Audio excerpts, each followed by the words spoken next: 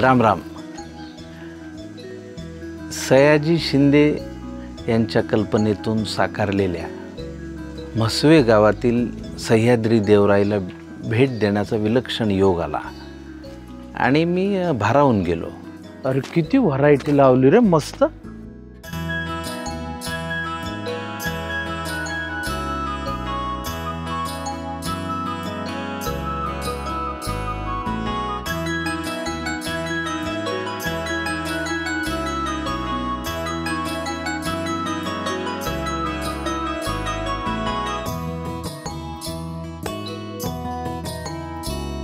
सयाजी हा माझा मित्र किंवा मोठ्या भावासारखा आहे आणि त्याचं झाडाविषयीचं प्रेम हे खूप आधीपासून माहिती आहे.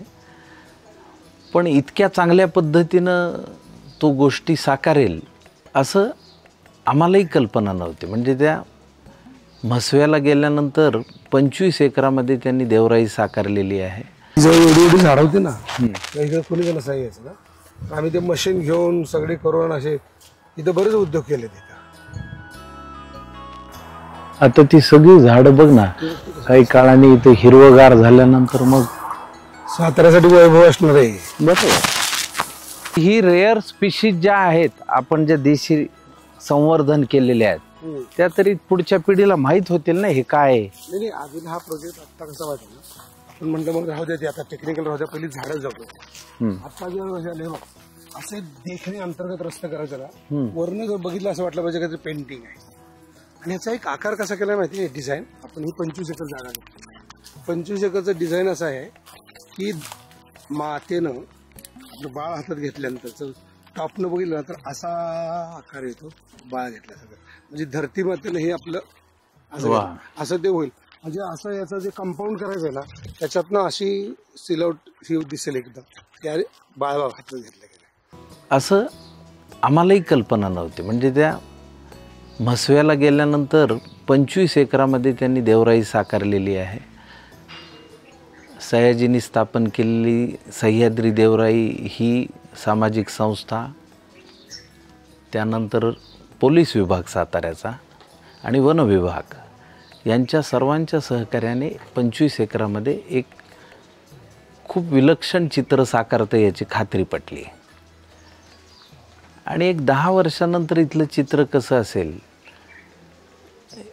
याचं एक मनोमनी जे चित्र उभं राहिलं ते खूप आनंददायी असं होतं. एकतर जैवविविधता वाढीस लागलेली मला दिसली तिथे आत्ताच.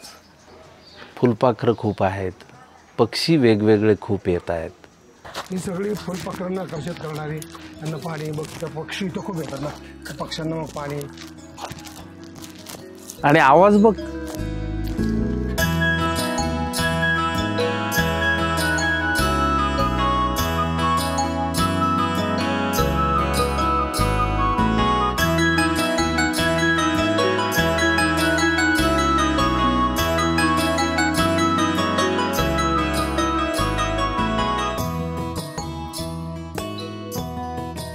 हळूहळू अजून एक 10-15 वर्षानंतर इथे सगळं पुन्हा असं गजबजून जाईल ना.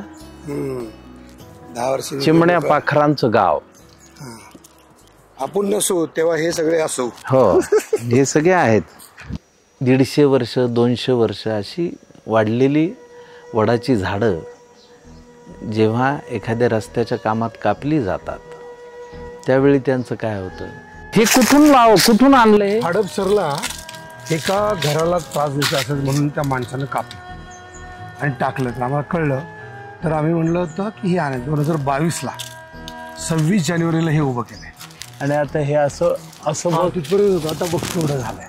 म्हणजे त्याच्यावरती हजारो पक्षी गेले होते, ती घरं गेली, उद्ध्वस्त झाली, सगळी परत आली ना. आता काय फुटलं आणि स्पर्श बघ.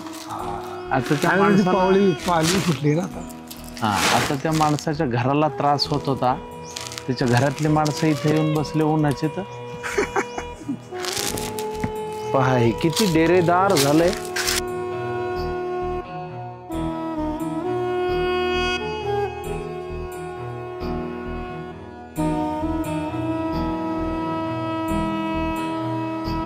अजून 10 वर्षांनी ते डेरेदार हिरवगार असेल. तर त्या निमित्ताने सगळ्यांमध्ये एक तरुण पिढीमध्ये ते अप्रूप निर्माण व्हावं, निसर्गाविषयीची आपुलकी निर्माण व्हावी. त्या संदर्भाने एक गाणंसुद्धा खूप सुंदर सयाजीने रचलं आहे. पान पान पान ग पान पान पान आनंदाचं गाणं गाणं आनंदाचं गाणं पान पान पान ग पान पान पान आनंदाचं गाणं ग आनंदाचं गाणं.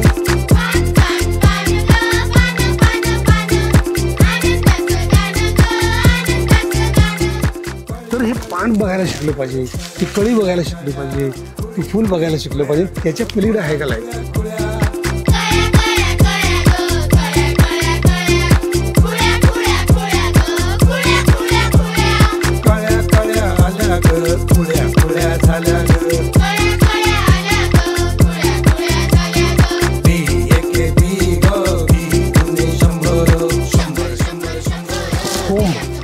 मातीला फुटला डोळा ग, तर बी मातीला फुटला डोळा, त्याला आला पान, पान पानं पानं पानं कळी कळी कळी एवढंच बघायला शिकलो कळ्या. आणि मग त्याची फुलं आणि मग ती फळं. बरं ह्याची आता मुळं किती गेली असतील? हे मुळं खोल गेली, फळं गोड आली. आणि मग हे तो आणलं होतं त्यात तसं अर्धच होतं ना. हा तू मगाशी बघितलंच ना, हे फक्त एवढंच होतं आणि त्याला किती फुटल्या. आणि आता बघ काय ते पण ऐकत असेल ना. आणि लेखकांना सुचेल ना, डेरेदार वृक्षाखाली तो बसला होता. पुढच्या पिढीला डेरेदार हे कळायचंच नाही. हे राहिलं तर कळेल डेरेदार म्हणजे काय ते. तर त्या वडाचं खोड आणून त्यांनी त्या सह्याद्री देवराईत लावलंय. आज त्याचं बहर पाहिला की आता पुन्हा त्याचं आयुष्य तारुण्य परत दिल्यासारखं झालं. आणि आता अजून 150-200 वर्षांनी ते झाड केवढं मोठं झालेलं असेल. माणूस हा निसर्गातला सगळ्यात स्वार्थी प्राणी आहे.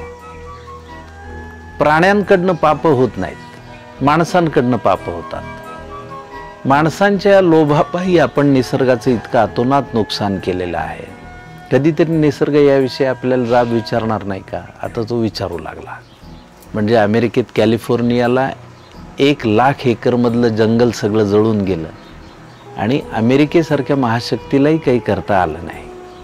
त्यांना तो विध्वंस पाहावा लागला.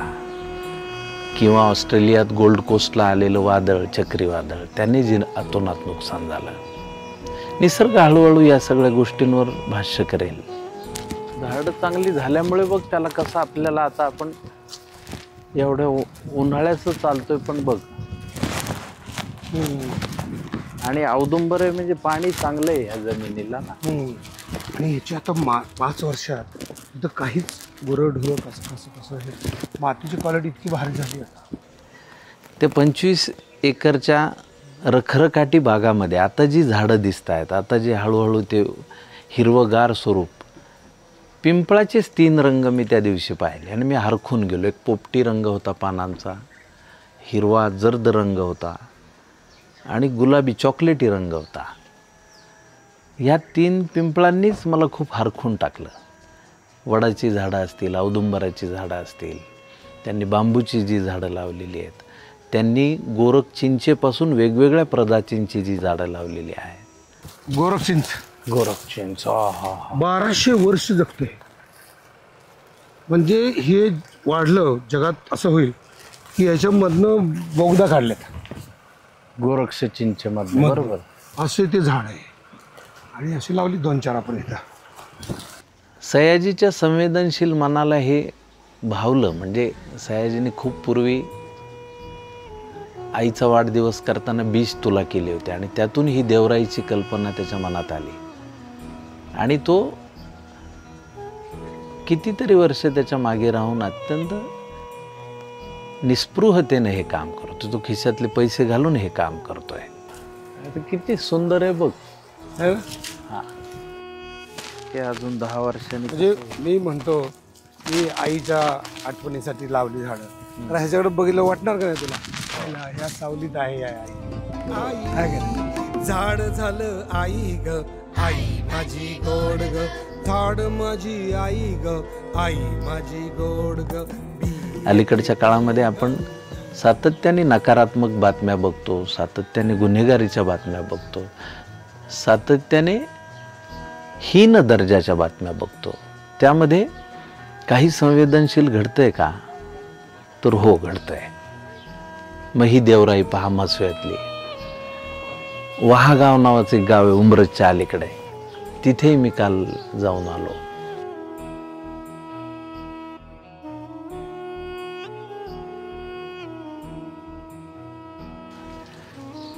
तर 7 वडाची खोडं रस्त्यांच्या कामात टाकलेली सयाजीने तिथे स्वतःच्या खर्चाने आणली आणि तिथले सरपंच पवार साहेब त्यांनी ती 7ही झाडं लावली. 7 पैकी 5 झाडांना बहर असा वडाचीच झाड आहेत शेवटी ती.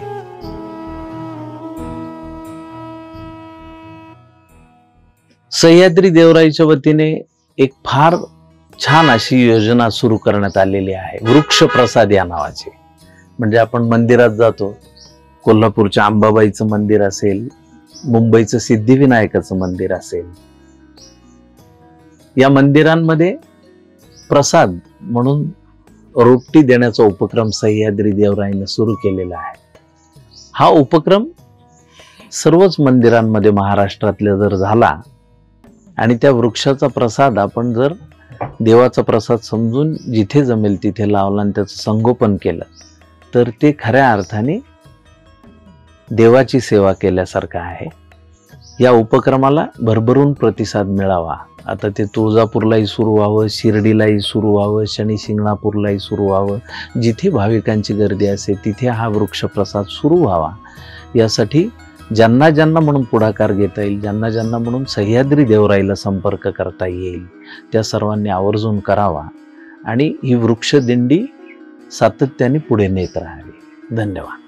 झाडे जपायला हवे, झाडे जपायला हवे, झाडे जपायला हवे, हो झाडे जपायला हवे, झाडे